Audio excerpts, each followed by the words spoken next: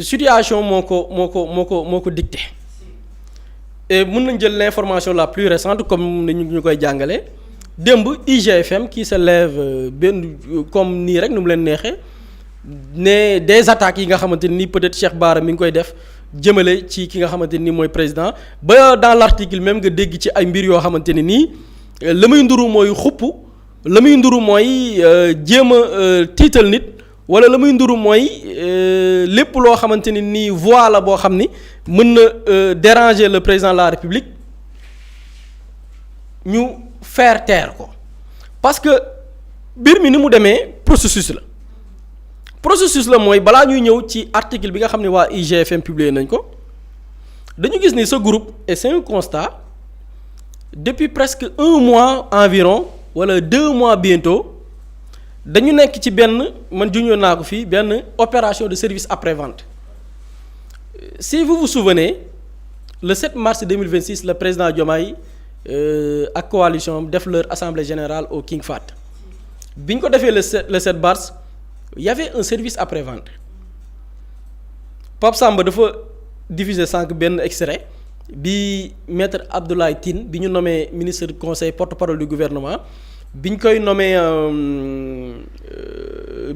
démb te doon bataaxal bi jib démb mais extrait bi Pape Samba diffusé mooy bi muy wax Diomaye moo créé Pastef ci ñu ko créé ba ñi xëcc indi Ousmane Sonko sax ci parti bi ci la bokk bi muy wax loolu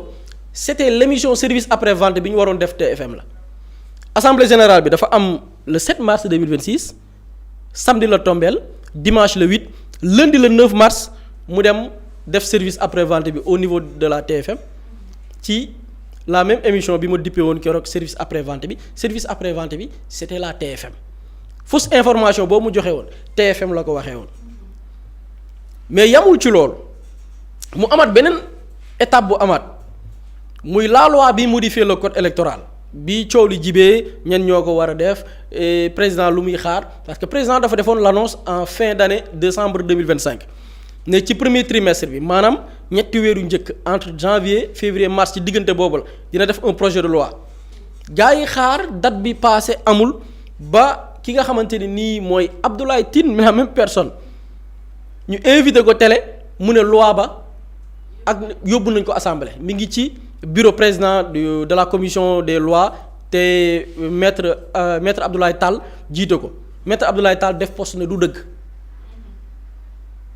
la fois dernière bi ñu fi invité l'honorable député Aïcha Touré moom itam ne moom ci bureau la bokk te bureau bi sax mooy njëkk a jot projet balaa mu yegg ci président de la commission ñu ne yëguñu ko cela veut dire quoi dañu nekkoon ci benn démarche de manipulation ñoom ci lañ jëlee seen responsabilité jël loi ba yóbbu ko fi nga xamante ne nii mooy assemblée nationale def une proposition de loi mais bi ñu defee proposition de loi bi ce qui est grave mooy ñoom ñi nga xam ne ñooy majorité parlementaire yëguñu ko woon ñan ñoo ko yëg la coalition Diomaye président bi nga xam ni ils ont fait une sortie la veille bi nga xamante ni fa la ñu war a yóbbu loi bi assemblée nationale pour plénière ñu def une conférence de presse ba su lundi ci même jour bi le président def annonce 4 pour avant projet de loi yi mardi bi projet bi waree dem assemblée nationale muy le 28 service après vente encore ci dans la même émission Info Matin avec Aminata Touré la même campagne avec la même télé dans la même émission spécialisée dans le service après vente ñu yaakaar ne fa la yam fan yii yéen a ngi dégg mbiru assemblée nationale lañ koy tas loolu bi ñu koy wax xam Pape Samba dafa souligner am na benn maître Abdoulaye Tine daf ko souligner sur 7TV kañ la ko def démb avant démb bërki démb le 3 mai évoqué waat na fa la njëkkee évoqué possible tas assemblée nationale bi avec le même média avec la même télévision avec les mêmes éléments de langage nañ ko teelu dellu si waat ci plateau bi. lu ma ci bëgg a wone moom mooy lu ñu diise woon ak lu ñu wax askan bi maanaam ñun ba ñu génnee législative di campagne. foofu nag moom daf ci def lu mu waxul askan wi. di campagne ba ñu di campagne. tey ñi nekk député ak ñun ak ñeneen ñi nga xam ne ñoo yor parti yooyu ba ñuy campagne lu ñu diggoon askan bi gëmloo leen ko ba ñu adhéré ci loolu moom mooy jox leen ñu majorité ñu jàppale Bassirou Diomaye Faye parce que gëm nañ ne ndaw la am na pas-pas gëm na lu muy def ku ko jàppale dina dem quelque part. léegi bu àdduna di dox ba ñu bëgg a jëlaat majorité boobu def safaan ba maanaam jël ko ne dañ la koy xeexee quelque part wala dañ la ciy gàllankoore bu ñu naree yegg foofu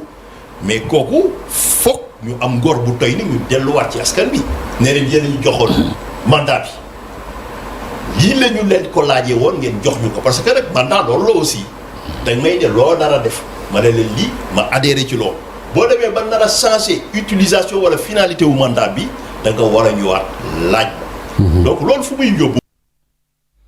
donc ñu gis ni élément de langage pour possible tas assemblée nationale toujours maître Abdoulaye Tine actuellement ministre du conseil porte-parole du gouvernement au niveau de la même télévision muy TFM les mêmes éléments de langage autrement dit depuis quelques jours les services après-vente les éléments de langage yi ñu war a jaay télé yi wala jaay ko askan wi c'est le même média c'est la même télévision moo koy véhiculer mais ils sont allés plus loin et foofu la leen Sénégalais yi di xaar nag muy bëgg a perpétuer waat les mêmes pratiques avec Macky Sall et les Sénégalais ne vont pas se laisser faire ou bien les médias responsables ne vont pas assister à ce que ñuy perpétuer les mêmes pratiques di orienter ku ñuy jàpp ak ku ñu war a jàpp démb dañ ci ajouté ci couche boobu leneen muy les graves accusations de Cheikh Bara Ndiaye IGFM moo ko publié ñu ne les graves accusations beaucoup même dañoo yaakaar ni Cheikh Bara après émission bi mu def sur Walf dafa defaat beneen sortie ci diggante bi man personnellement cliqué naa sur l'article nga dugg ci article bi qu'est-ce qu'ils disent yan propos la Cheikh Bara Ndiaye wax ñu bañ ne les graves accusations de Cheikh Bara Ndiaye ba pare boole ko menace après dans l'article dinaa ci dikk lan la Cheikh Bara wax ci biir article bi la ñu ne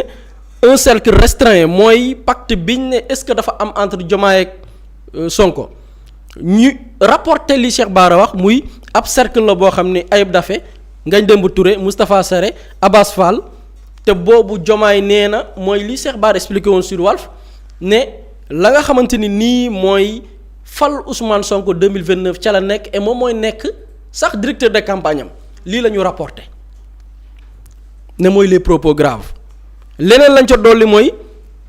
li Cheikh Bara wax ni Diomaye dafa bëgg a delluwaat ci kàddu ya mu waxoon maanaam la nga xam ne digga woon na ko xëy na mu dellu ci ginnaaw lii la ñu tuddee les propos graves dans l'article mais foofu intéressé wu ma ce qui m'intéresse ci article bi mooy dafa am benn partie boo xam ne nag foofu la menace yi ñëw et c'est IGFM malheureusement l'article amul signature c'est le site même la rédaction ñoo ko bind ñu ne mais dans cette bataille de récit Cheikh Bara Ndiaye ne doit jamais oublier ceci car elle est une réalité qui demeure son immunité parlementaire aussi protectrice soit-elle n'est ni totale ni sans limite et dans un climat politique aussi électrique chaque mot peut désormais peser lourd ñu ne ci li nga xamante ni nii mooy kaddu yi Cheikh Bara Ndiaye di jibal moom Cheikh Bara Ndiaye warul ñàkk a xam mbir mii muy malaanu kiiraayam bi koy aar en tant que ndawal réew mi muy député garantiru ko li nga xamante ni mooy mu bañ a am fa mu yem et jamono jii nga xamante ni nag climat politique bi xaw na doy waar lool bépp kàddu bu mu yëkkati na xam ni mën naa diis lool ca ndoddam lii IGFM ñoo ko signé muy des menaces yoo xamante ni nii ça rappelle le même média jamonoy nguuru Macky Sall Pape Samba ñëwoon na fi benn jour ci la chronologie avec Imam Ndaw avec Ami Dia avec des étudiants yi nga xam ni le même média ñoo publié woon ñii c'est des rebelles yu jugee woon Casamance ñëw pour taal dëkk bi alors que ba ñu xoolee c'était des étudiants inscrits ci différentes facultés au niveau de l'université Cheikh Anta Diop ñu gis ni c'était un mensonge ce mensonge tëj nañ ci ay jeunes étudiants ce mensonge tuumaal nañ ci ab mère de famille muy Ami Dia ne sax Ami Dia di junj dans leur une que lañ koy waxal sax nangu na ko Ami Dia nee na lañ koy waxal musu koo wax ba tuumaal ko force spéciale avec des transferts ku dégg transfert yaakaar ne ay milliards la fekk matul sax ñaar fukki junni ñu ne kooku mooy force spéciale moo bëgg a nërmee réew Imam Alioune Badara Ndao pendant plus d'une année revue de presse sur revue de presse les mêmes pratiques tey mën nañ jël beneen exemple Alfousseyni Gaye ñu jël titre à la une Alfousseyni Gaye nee na bi mu seetee Adji Sarr fekk na ci moom ay toqantalu manu ba ci jour ba la Alfousseyni Gaye génne communiqué na loolu du dëgg ñu ñëw ne maître docteur Alfousseyni Gaye dafa def ñaari version ñu gis ni le même média nekk na di perpétuer les mêmes pratiques wala mu nekk ci tànk yi les mêmes pratiques alors que du ñoom ñoo war a orienter parce que dans l'article boo ko gisee lire ko dans la dénomination wala le titrage da nga yaakaar ni Cheikh Bara dafa wax njombe alors que la mu wax mooy la ay nit tënk ca la mu jot ci information mais ñu boole kook ñoom média bi ñooy menacé naan ko na nga xam ni sa immunité parlementaire garantiru la nga xamante ni mooy loolu la neex wax moo tax ñun on se pose des questions dañuy demander ndax groupe GFM tey dañu taxaw comme le bras armé de Diomaye est-ce que on pose des questions groupe GFM dafa taxawaat même taxawaay na woon fa woon parce que dans leur kii lan la ñu wax dans un climat politique électrique am na climat politique électrique bi fi amoon ils ont pris position wékk ko ci désinformation wékk ko ci tëjlu ay doomi jàmbur teg ko ci loo xam ne demeewul noonu loolu nag les Sénégalais observent les médias responsables aussi leur travail dinañ ko def comme ni mu waree du question de question d'idée la parce que même dans le journalisme il y a ce qu'on appelle léegi la vérification des faits ça n'a rien de personnel mais média dootul manipuler ti fii Sénégal ba taal dëkk bi média dootul manipuler ti fii ci réew mi ba ne yow yaay tëjlu ka ñu war a tëj kañ war a tëj loolu bu doon ne da nga koy teg ci pourquoi pas sàcc yi pourquoi xëyoo leen def titrage ni ña détourné suñuy milliards ñii lan moo leen di xaar ci wàllum yoon vous épargnez les milliardaires vous épargnez les présumés ñi nga xamante ni détournement de deniers publics la leen di toppee mais vous ciblez des gens parce que dañu yëkkati ay kàddu yoo xam ne bu ñu ko jëlee A ba Z y a rien loo xamante ni war na leen ko mën a endosser comme la leen war a toppee ñu ci bari nag def nañ dégg nañ démb ni convoqué nañ kenn ci seen média Cheikh Bara gis naa ni def na benn poste et dans ce poste mi ngi wundu ne ka ñu convoqué TFM nit wax na lu gën a garaaw la mu wax jékkati ci Ousmane Sonko kenn mësu koo convoqué dafa am ay pratiques yu Macky Sall doon def mooy su ma bëggee jàpp diw naa jàppagum kee ba pare su ko defee pour que la jàppam mën a légitime loolu Macky Sall laan na ko def sénégalais ay njaacaar lañ am na ci yenn yoo xamante ni bu ko nit tamit di waaj jàpp nañ diw comme légitime na pour ñu jàpp diw ça ne passe plus sénégalais yi nag ñi ngi observer les médias responsables yi nga xam ne dans la vérification des faits dans cette dynamique de démonter li nga xam ne tout ce qui est manipulation les sénégalais ou bien les médias responsables feront face bi nag du dara lu dul désinformation bu ne am vérification ba ca topp et loolu je pense que ci dynamique boobu la ñuy nekk et on verra. man mi jàppoon ne ils ont appris des leçons du passé apparemment non. en fait li naan lan la ñu koy wax dañ naan xaw ma lu bëy dundee ba sax sikkim y a des médias yoo xam ne nii li ñu doon dundee noonu rek lañ mën a dundee xam nga quand tu es un média crédible yow ci lan ngay dundee ci sa crédibilité di essayer chaque jour xool noo koy préserver parce que loolu mooy tax yow mooy nekk sa gagne-pain mais bu fekkee média dem na ba jaay na crédibilité am jëndee ko des intérêts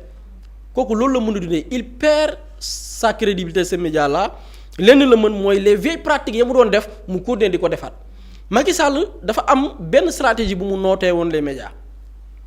tu me défends j'ai des ministères j'ai des directions j'ai des agences tout ce qui est convention yow la koy jox Walf daal xawul favorable ak ñun Walf même bu ñuy joxe des contrats yu jege 100 milliards Walf du ci am 1 franc nañu essayer asphyxier ce média là ba du am sax la mu dundee média ba dafay mujj tëj parce que du am les moyens pour supporter ces charges par contre ceux qui sont favorables à mon régime tous les ministères allaient signer des conventions avec eux tous les marchés publicitaires ou bien toutes les publicités allaient signer des partenariats avec ces médias là pour les enrichir directement man ci benn patron de presse laa déggee mu ne bokkuma ci médias yi nga xam ne leen branché woon raakool depuis le palais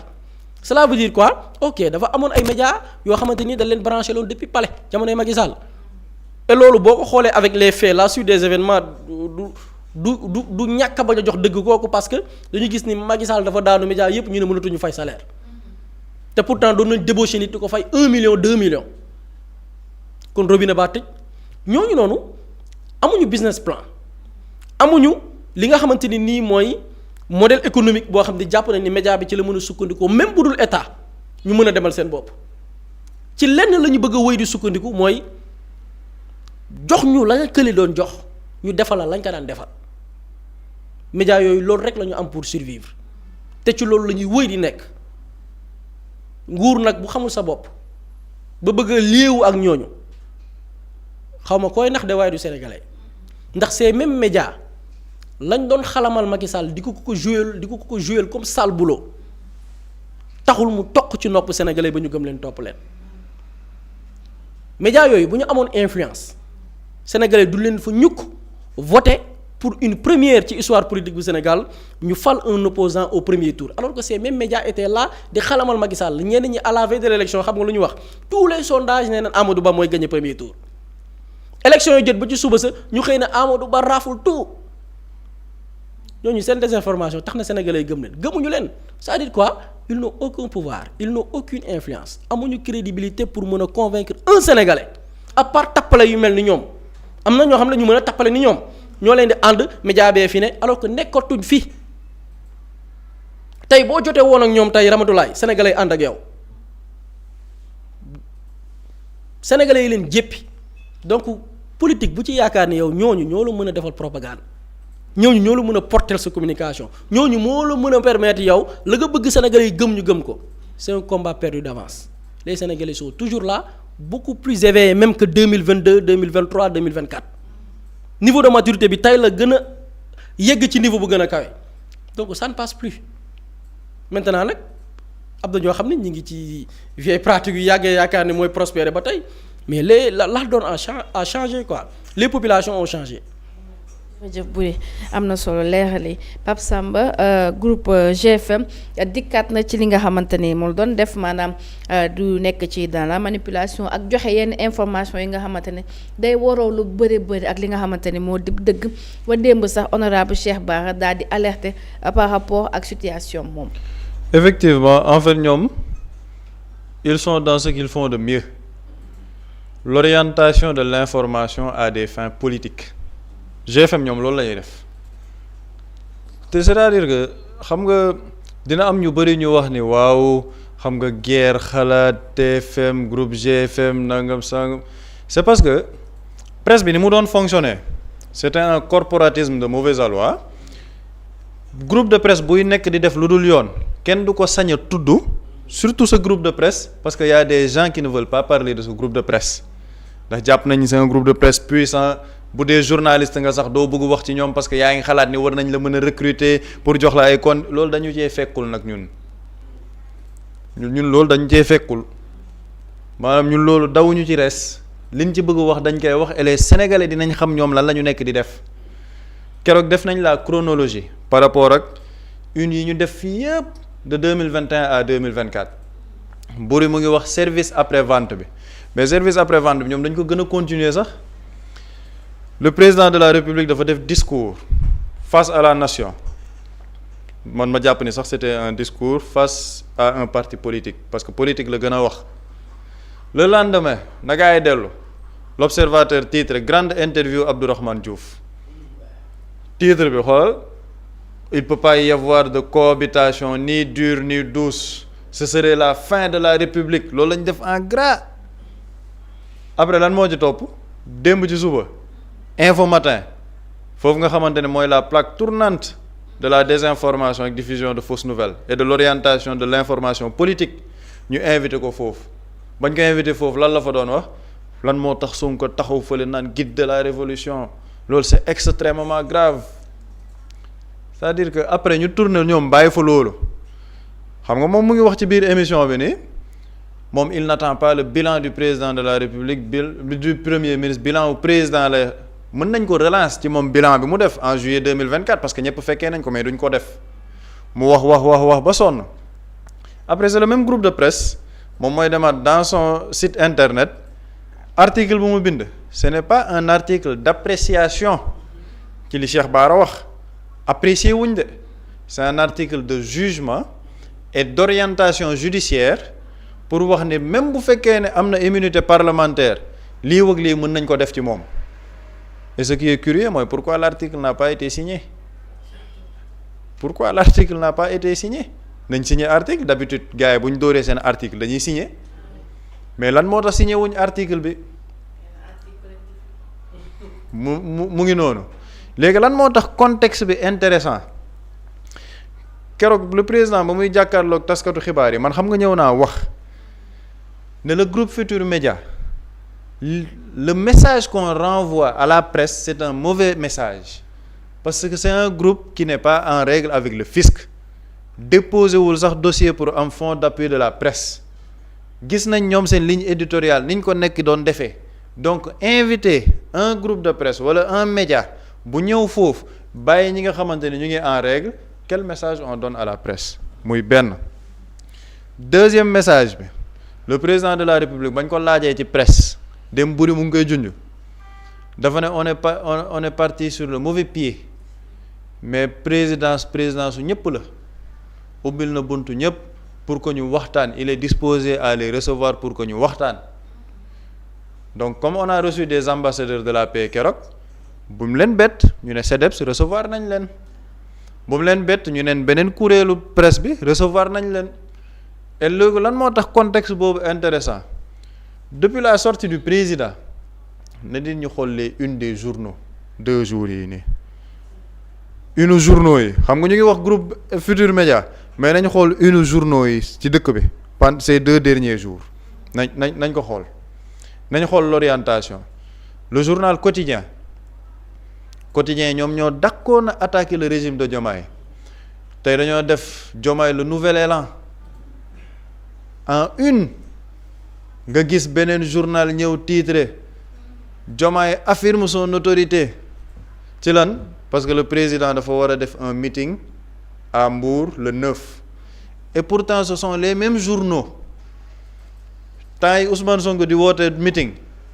ñoo naan la politique à outrance nit ñi dañoo war a liggéey ci réew mi pendant que les Sénégalais souffrent le PASTEF appelle à des partis politiques mais le président moom c'est un nouvel élan il se démarque de PASTEF gars yi nañ seetlu bu baax uni moo tax gis nga li buri di wax dafa am solo gis nga Sénégalais yeewu nañ xeetub yeewu goo xamante ne boo jàppee ni yow yaa ngi leen di nax yow ci sa bopp fi nga toog yow yaay nax sa bopp presse gis nga presse effectivement c'est un pouvoir c'est un levier important mais la presse rôle bi mu foog ne moom lay jouer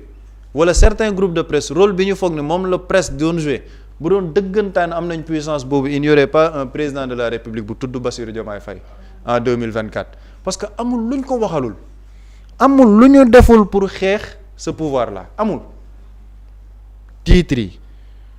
plateau yi ñu doon def ba ñu jàppee Ousmane Sonko am na ñu titré woon sax 6J Pastef maanaam fii la Pastef nag Pastef dee na presse boobu tey ñoom ñoo ñëwaat tey gis nañ uni de ñun ñu gis xam nga li buri di wax ne ñun la différence mooy ñun dañoo am jot c'est-à-dire que ñun jot googu dañ koy am buri mu nga man bu ma paree plateau maa ngi ci réseau yi di xool maa ngi ci presse bi dañ marquage à la culotte dañ leen di topp ba mu sës boobu mooy li ngeen nekkee woon ci réew mi ngeen bañ ku ko wax dinañ toog ci plateau bi ne sénégalais moytu leen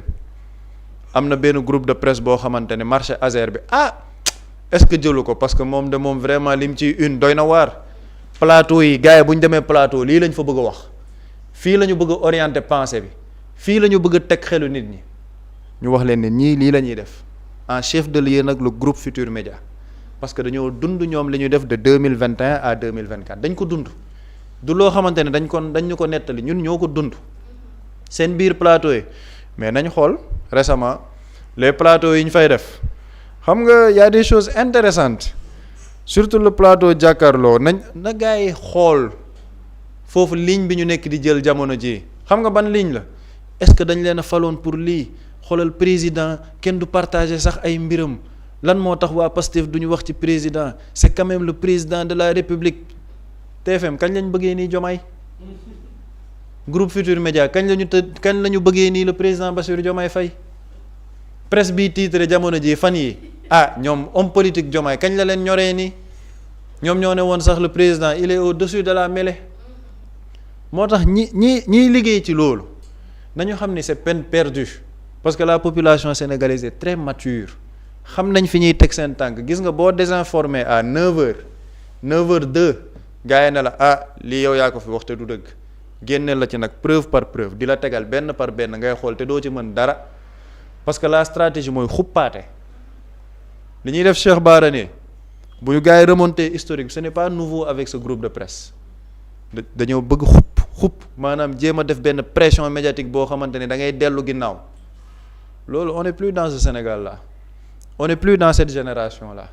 c'est-à-dire que nit ñi li ngeen di def dinañ ko wax ba mu leer naññ taal xel yi nag sénégalais yi xam nga ñun ñu ngi wax mais sénégalais yi ñu ngi koy gis nañ uni man ni ma ko gisee noonu la ko keneen di gisee noonu.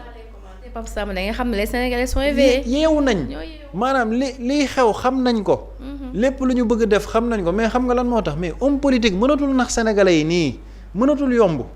groupe de presse yi xam nga bu fekkoon ne mosuñ ko def mais dañ ko dund ñoom ñu def ko de 2021 à 2024 waa groupe de presse boobu moo bëgg ñëwaat en 2026 mel ni du moom ne ñoom El Hadj Assane Gueye jàkkaarloog président naan ko yow tu dois protéger l'institution parce que loolu sa cër la lu soyoon yow kañ nga bëggee noonu Diomaye institution président kañ la teniree noonu ñëpp xam nañ liy nekk di xew c'est-à-dire que orientation bi tout le monde le sait dafa am nag média yoo xamante ne dañ koy ñeme wax am média yoo xam ne duñ ko ñeme wax moo tax la dénomination de média engagé am njëriñ média engagé wu ci lan sénégalais ubbi leen seen xel yi xool leen seeni bët gars yi fii lañ jëm de lii la ñu bëgg def waajal leen te ñun dañoo baax rek di ko wax mais sénégalais xam nañ ko ils sont prêts sénégalais yi xam nañ bu baax maître Abdoulaye Tine bi ñu fal gars yi dañ ne c'est très bien Farba Ngom dugal leen ko ci gouvernement bi keneen ak keneen fal leen ñun xam nañ fi ngeen jëm moo tax cette orientation là mënuñ ko réussir falal 35 Abdoulaye Tine du jàll invitel 45 Abdourahmane Diouf du jàll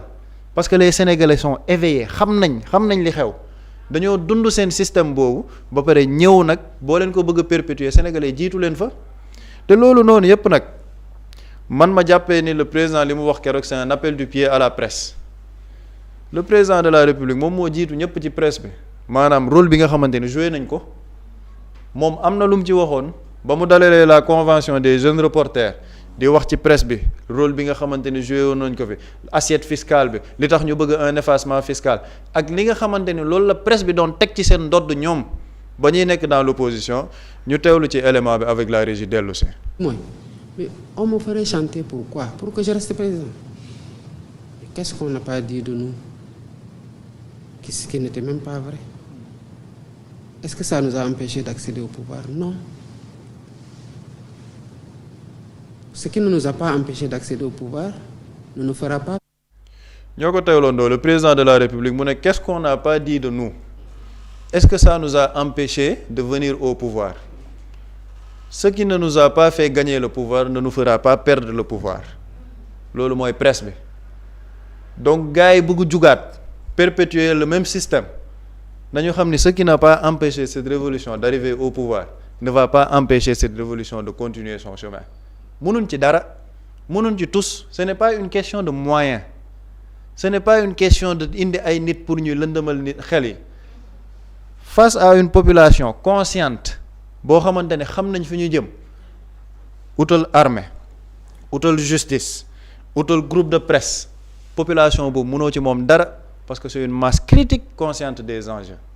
foofu la sénégalais yi toll avec cette presse léegi nag am na ay presse yoo xamante ne dañuy nekk ci njuuj njaaj mais dina am yeneen presse yoo xamante ne dañuy taxaw ferme du xeex du xuloo c'est argument contre argument fait contre fait yaa ngi manipuler fii non sénégalais yi loolu du loolu de ñii fi ñu bëgg jëm nii du loolu li ñuy wax amul ñu teg ko après les sénégalais vont juger parce que le dernier arbitre par rapport ak presse bi li muy doxalee c'est le peuple sénégalais te peuple sénégalais bi ñoom ci seen bopp ñoom presse boobu ñoom ñoo waroon a xool bët bi leen sénégalais yi di xoolee appréciation bi sénégalais yi am et lii c'est un message pour les hommes politiques gis nga mooy ñi nekk Diomaye président ak yooyu la presse tollatul fu muy fabriquer un homme politique loolu dépassé nañ ko jamono ji on est à l'ère du digital, on est à l'ère des réseaux sociaux, on est à l'ère de la communication proactive. Loo indi comme désinformation nit ñi jiitu nañ la fa pour teggi ko. Un homme politique, il est construit par un parcours et un discours. Le charisme ne se fabrique pas. Charisme du loo xamante ni dañ koy théoriser, presse di la defaral ay une nga ñëw rek nekk un leader charismatique déedéet. Le charisme il est déterminé au niveau de la population charisme yëg-yëg la ban yëg-yëg la nit ki di am tey jii ci homme politique bi am na ay homme politique yoo xam ne def nañ fay interview yu dul jeex defal nañ leen une yu dul jeex ci presse bi te pourtant Thierno Alassane Sall ñaata une la am ci ci réew mi depuis 2 ans terewul boo ko xoolee jamono ji il a dépéri, il représente absolument rien politiquement te pourtant amul luñ ko bindalul du loolu mooy fabriquer homme politique da ngay dem nga wax ak sénégalais yi tegu ci benn programme bu leer nañ tegu ci projet bu leer nañ argumenté ay idées yu leer c'est à travers ce discours couplé à ton parcours ngay mën a am tey ji benn impact ci population bi ñu mën a am benn charisme bu ñuy déceler ci yow mais ce n'est pas à travers des unes, ce n'est pas à travers une campagne de la presse dem ci ay plateau di la waxal li te boo ñay wax sax nag wax dëgg yàlla bu ñu waxee ñu teggil leen ne leen li ngeen waxoon amul. ci saa si nañ dellu ci fondamentaux yi mooy nañ dem wax ak askan wi ci li leer nañ projet programme nit ñi àtte mais bu ñu jàppee ni c'est une machination au niveau de la presse c'est de l'argent qui va être perdu te xaalis boobu xaj na feneen jaru ko. Politique bi waxtaanu xam-xam la waxtaanu idée et puis la population va juger mais ce n'est pas à travers une machination de la presse le nit ki di am benn dayoo boo xamante ni population bi nanguluñ ko. ak fi àdduna toll fu mu toll nii les gens di jàpp naa ne le monde entier ku si nekk yaa ngi xool naka ngay yóbbee li nga xamante ne mooy sa réew kanam ak lii xew yëpp ay guerre un peu par-ci guerre un peu par-là ay yokk prix fi yokk préfet ñi ñee ngi xool naka lañ def ba seen doomi réew yi nekk ci jàmm fu ñu mën ci nekk mais pas li on s'attendait pas à ça vraiment.